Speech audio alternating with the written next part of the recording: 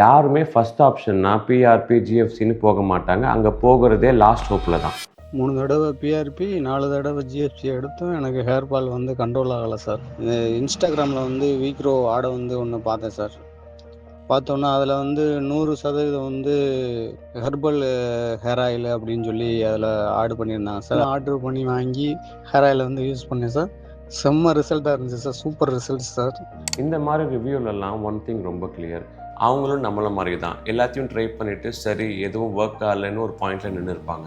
அந்த பாயிண்டில் யாரும் இன்ஸ்டன்ட் சொல்யூஷன்ஸை நம்ப மாட்டாங்க. இதுவும் சும்மா தான் தோணும். ஆனால் இவரோட கேஸில் ஒரு சின்ன சேஞ்ச் மட்டும் நடந்தது. ஹேர் சடனாக ஓவர் நைட்டில் வளரல, ஆனால் அவரோட ஸ்கேல்ப் நல்ல ரெஸ்பான்ஸ் காட்டுச்சு.